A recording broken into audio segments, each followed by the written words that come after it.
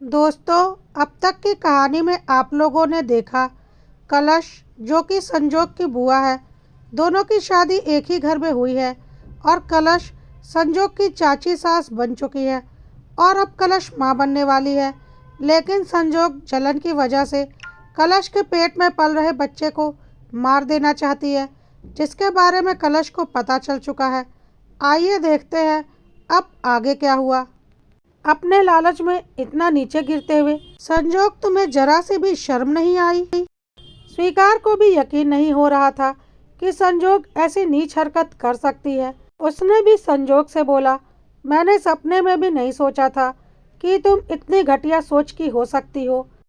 मुझे या तो पता है कि तुम्हारे माँ बाप कितने नीच और घटिया हैं और पैसों के लिए उन्होंने अपनी बहन को कुंवारी बिठाकर रखा था, लेकिन कलश की किस्मत मेरे साथ बंधी थी और वह मेरे साथ ब्याह कर आ गई। लेकिन अब तुम भी अपने माँ बाप की घटिया खून और परवरिश को आगे बढ़ा रही हो और मेरे होने वाली औलाद को उसकी माँ की कोख में ही मारने की बात कर रही हो। तुम्हें थोड़ी भी शर्म नहीं आई? परम को तो कुछ भी समझ में नहीं आ रहा था कि वह क्या बोले, लेकिन कलश ने बोल दिया, परम, मुझे तुमसे कोई दिक्कत नहीं है, लेकिन आज इसने जो किया है ना, अब मैं इसकी शक्ल भी नहीं देखना चाहती। और आज मैं साफ साफ बोलती हूँ, मैं इस औरत के साथ इस घर में नहीं रह सकती। अब यह तुम्हारी मर्जी है कि तुम अपनी पत्नी को लेकर अलग घर में रहो या जो करना है करो, लेकिन संजोग अब मेरे इस घर में नहीं रह सकती। कलश ने इतने हक के साथ मेरा घर बोला था कि संजोग को कुछ भी समझ में नहीं आया, क्योंकि आज तक तो वह कलश को अपनी नौकरानी ही समझती थी।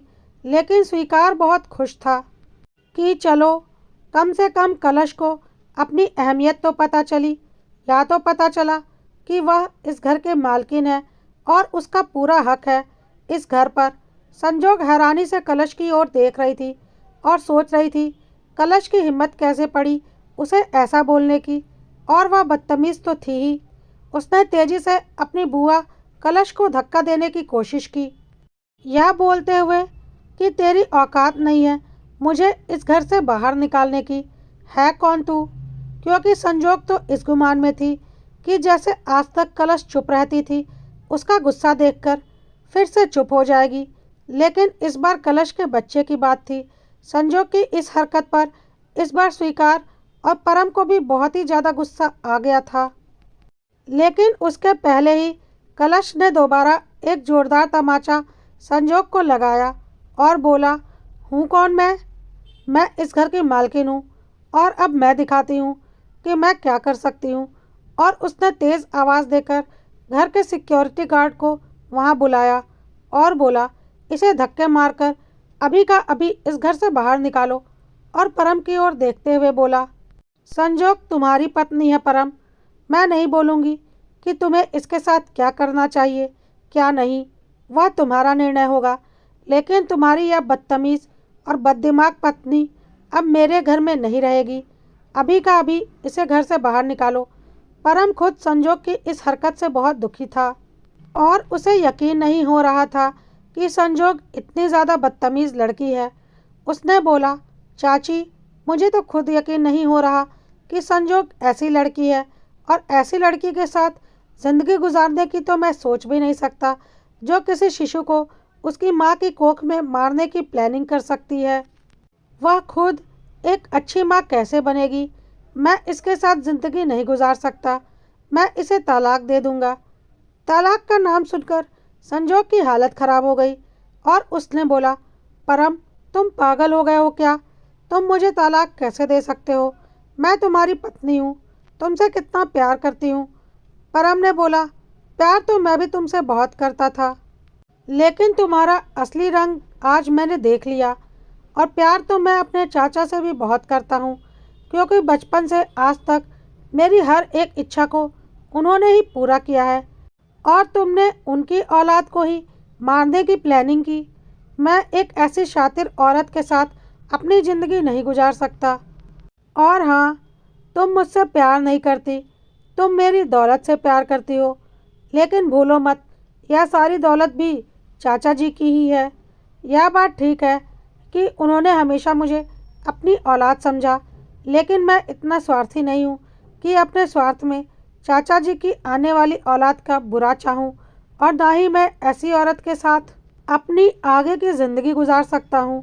मैं तुम्हारे साथ नहीं रह सकता।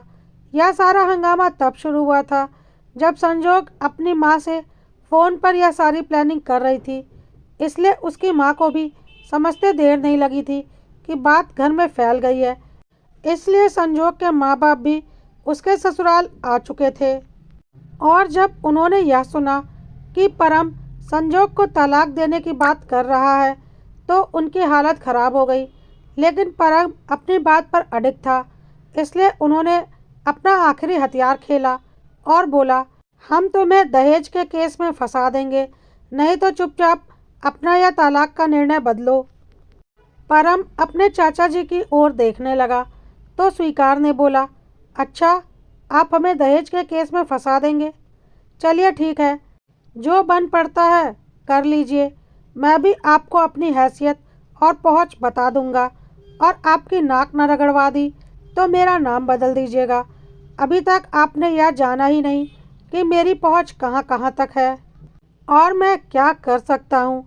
और हाँ, 2 मिनट नहीं लगेंगे मुझे यह साबित करने में कि यह दहेज का केस असली है या नकली, क्योंकि मेरे घर के कोने कोने में सीसीटीवी कैमरे इंस्टॉल हैं और यह सारी बातें उसमें आवाज़ के साथ रिकॉर्ड हो रही हैं।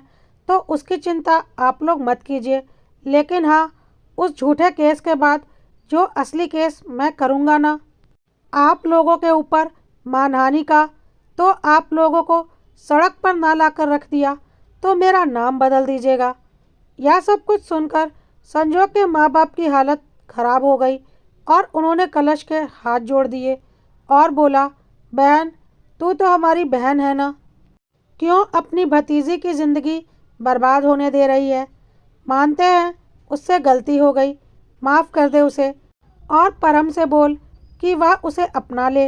लेकिन कलश ने साफ बोल दिया, आज तक आप लोगों की हर नाइंसाफ़ी, हर बेइज्जती, हर गलत बात को मैं चुपचाप बर्दाश्त करती आई हूँ, लेकिन अब और नहीं, क्योंकि अब आपकी इस गंदी परवरिश की औलाद ने मेरी औलाद की जान लेने की साजिश रची है, वह भी अपनी गंदी माँ के साथ मिलकर।